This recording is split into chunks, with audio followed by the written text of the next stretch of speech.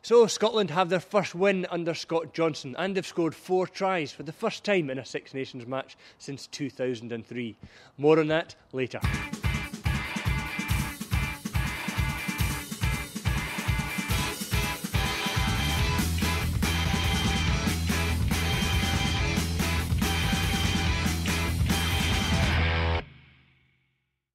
Welcome to the 15th edition of the Scotsman Rugby Show.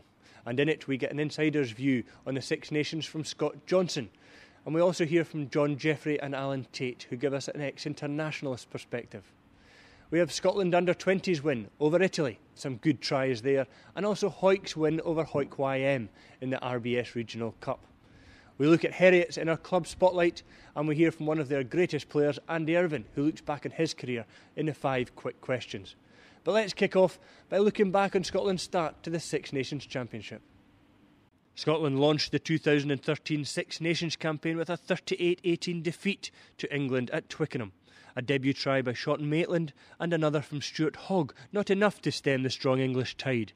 So the 30-year wait for a win down there goes on to 32 years.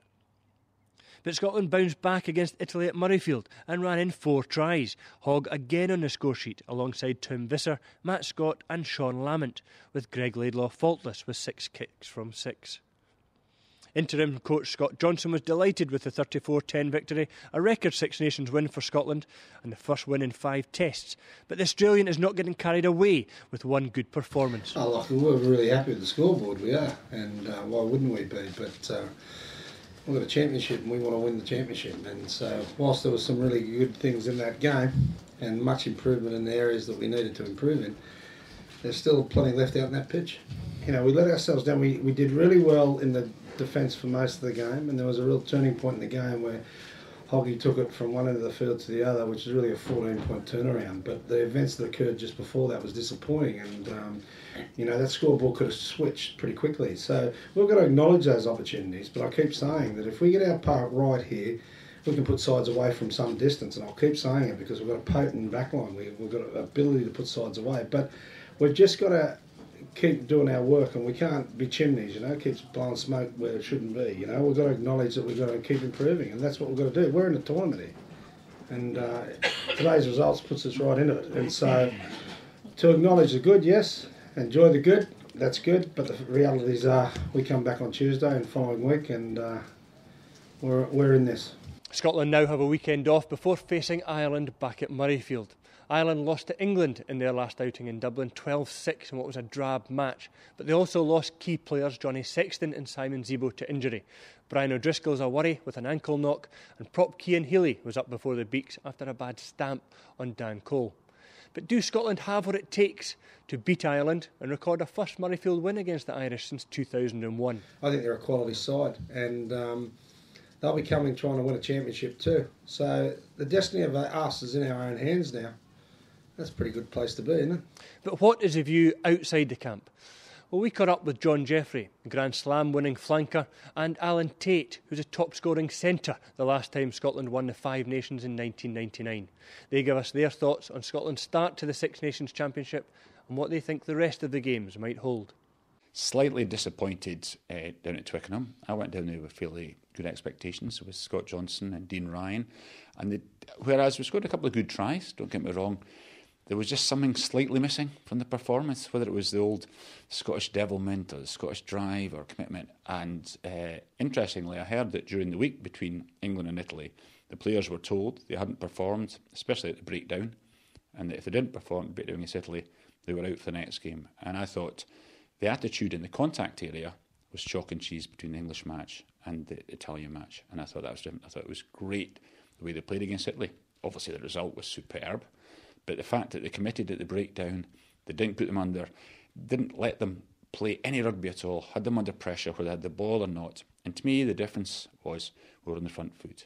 I thought Scotland, you know, there was definitely signs there that there was a bit of hope, and you know, the scoring tries as well. That's a key. You know, I honestly thought at the start that, you know, that would be the problem, especially against an English defence. It's again, Premiership. It's pretty strong.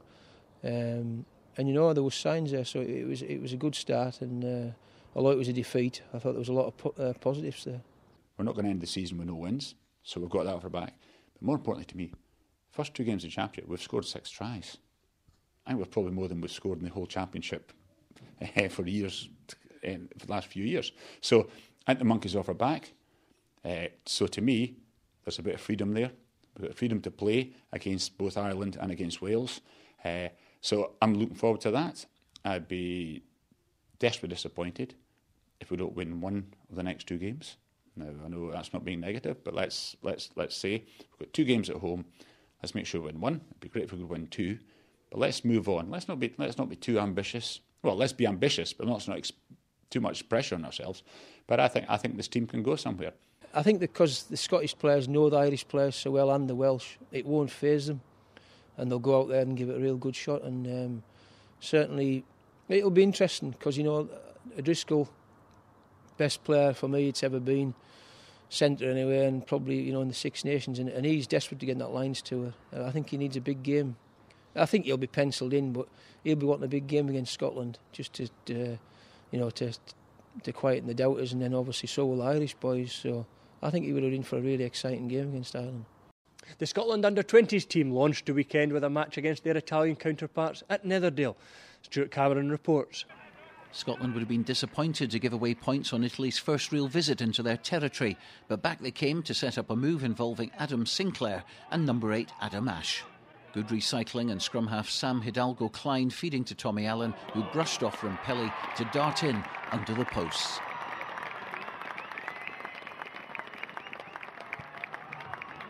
The standoff, who plays for Western Province, was thrilled with that. A nice jink to get past Rimpelli, and he wasn't going to be caught from there as he put the ball down between the sticks. Allen had scored all 16 points for Scotland, but a leg injury meant Alex Haggart from Aberdeen would replace him. And Haggart instrumental in Scotland's next score from winger Damien Hoyland.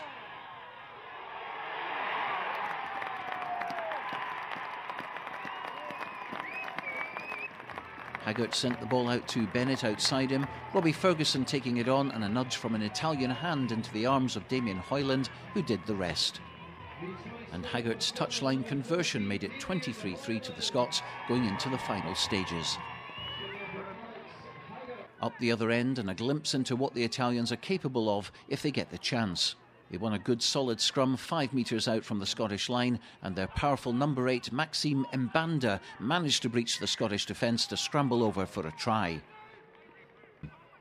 Scotland's third try was well worked, Captain Johnny Gray taking a cheeky pass from Price and the big 18-year-old bulldozing over to make the game safe. Great bit of skill from the Bedford Blues scrum half, and Johnny Gray won't be stopped from 2 or 3 yards out, and Haggart's conversion would put Scotland into the 30s and out of reach of Italy. But up the other end, Gray made his only mistake of the match, a bad pass picked out by centre Michel Campagnaro, who accepted the gift, running in to score under the posts.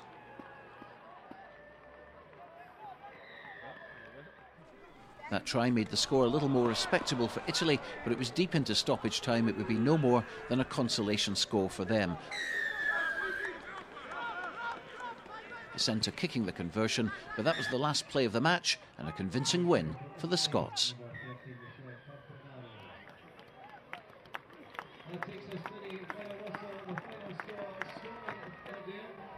We've been working hard all week, and disappointing to lose last week against England.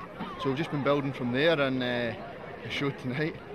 A lot of mistakes, but the pace was very high, and I suppose it did seem to get better as the match went on. Yeah, well, we thought that we were fitter than them from the start, and we tried to work and use that to advantage. We just tried to lift the tempo as quickly as we could, and again, it worked. Our defence was unbelievable, and Simon Cross is doing a fantastic job there. Last week our lineup was fantastic, and it's great work with JD, a good borders man. And again, a great coach, 2 great young coaches that I'm delighted to be working with. And the players are slowly gelling. It's Ireland here, fantastic, and same time, same place, 2 weeks tonight. And boys, we're looking forward to that. Ireland will be. We can't afford to give away 6 penalties in the first 15 minutes and be in the game. Ireland will punish us that way. So discipline's been a problem. In this week's Club Spotlight, we turn the focus on Heriot's, a club with a rich history at Golden Acre, and also the only club in Scotland never to have been relegated from the top flight since official leagues came in 1974. but the club has its work cut out to attract players across the city to Goldenacre. So how are they managing to do that while also bringing through young players and creating professionals? We asked head coach Phil Smith. Well, traditionally they've coped very well, because I think we've contributed quite a few players in the sort of not too distant past, and now I think there's a recognition that the balance of pro rugby with the club game is massive, and I think we're meeting that as far as we're involving ourselves as much as we can with the pro team. When the players are released, we get them involved, and there's still players within the club who have aspirations to be pro players, so that mix is good. And Stevie Laurie coming on board as forwards coach is making the transition maybe a little bit easier as well. It's getting tighter and tighter and harder every week to win games, but if we can stay up, then we can stay in the public eye of Scottish rugby, because this season's been outstanding as far as the level of games and competition, and we want to be fully part of that. You know, we know there's plans within Murrayfield to make sure that they keep pushing the Premier 1 teams to improve, and we want to be part of that. So how is the club managing to bring through its own young talent?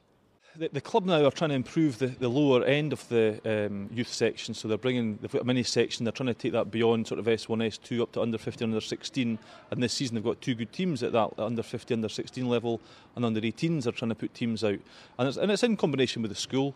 But traditionally, along with the school, the club has strong links with Dollar Academy, like the Lawson boys, and Graham Wilson, our captain today.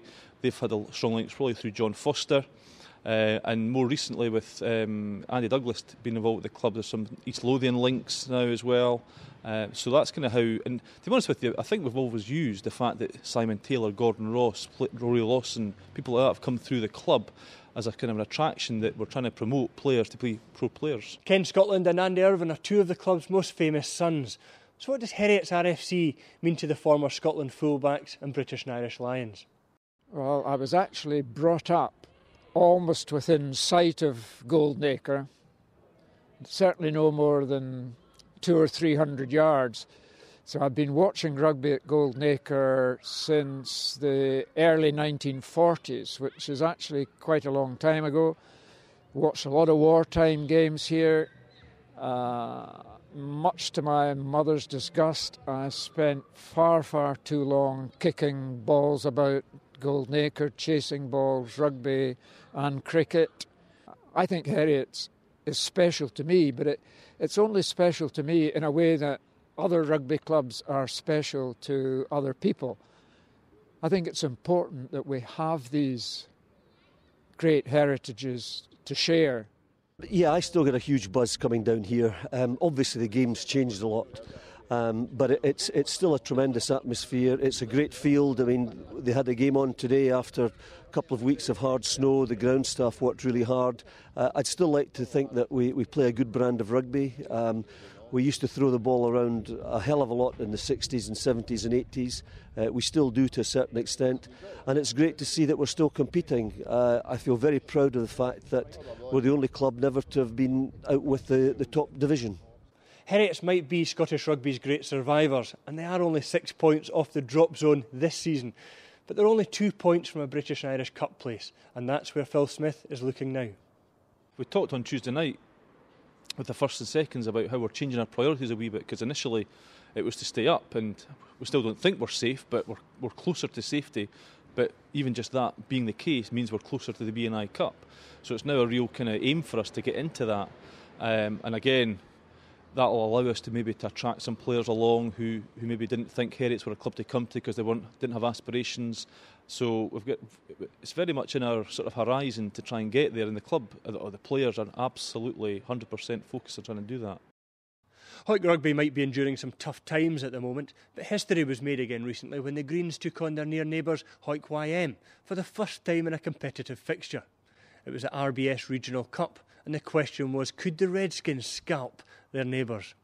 Stuart Cameron was there to find out.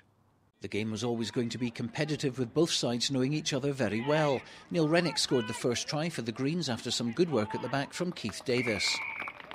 Try number 2, though, was a cracker.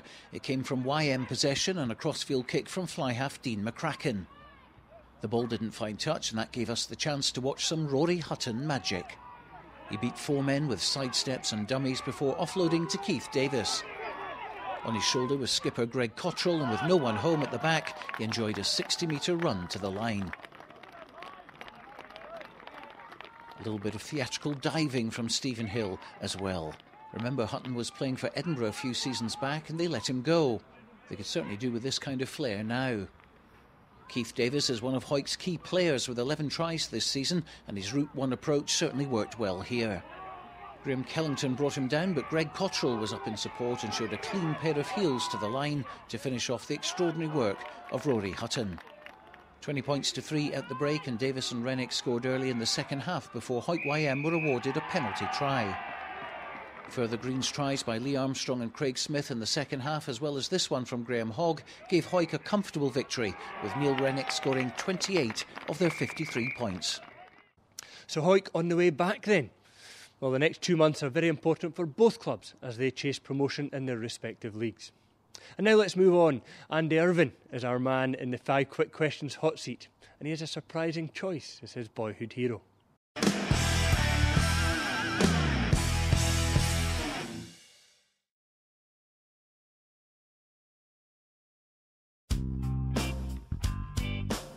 My first cap for Scotland was against New Zealand All Blacks in December 1972. Without doubt the highlight of my rugby career, because it's such a great thing to play for your country. It was a tremendous game. I remember we lost very narrowly in the last couple of minutes. We were 10-9 down, pressing their line, and Alistair McCard put a ball out to Billy Steele. It was intercepted by their scrum half Sid Going, who ran the length of the field, and that was it. But tremendous game. In those days, we could give New Zealand a really hard time. My boyhood hero, I would have to say, is not a rugby player. He was a soccer man. It was Dennis Law, because as a youngster I used to play a lot more soccer than I did rugby. And in those days, Scotland had a really good soccer team. I think my most enjoyable game for Scotland was the last one I played in the Five Nations, and that was down in Cardiff in 82. We hadn't beaten Wales for 20 years down in Cardiff, and we gave them a good hammering that day, 34-18, a tremendous match. Scotland scored 5 tries, and it was just some great rugby. I would say my toughest opponent was probably JPR Williams from Wales. He was obviously a full-back as well, very, very strong, very tough, unbelievably committed in the tackle, great player and great tourist as well. Toured with him with the British Lions. He would be the toughest full-back I've ever played against. My favourite player in the Scottish jersey would be my old teammate Jim Rennick. Jim was, I think, very underestimated as a player. He only went in one Lions tour. He should have gone in 3, in my opinion. Tremendously quick, great rugby brain, and not bad chat off the field as well.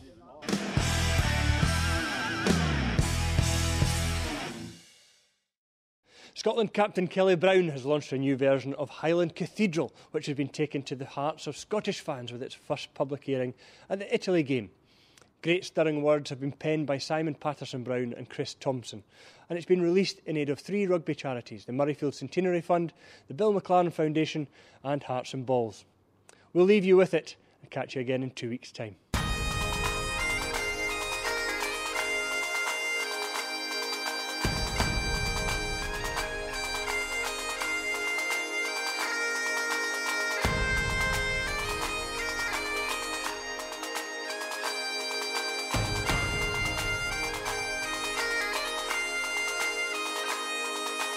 Scotland, my country and my land of birth, highlands and islands to the Solway Firth.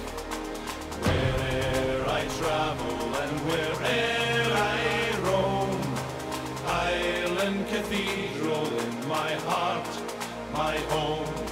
Scots unite all across the world, and let the home fires burn in your eyes. Listen now, can you hear the call? For Scotland will you rise?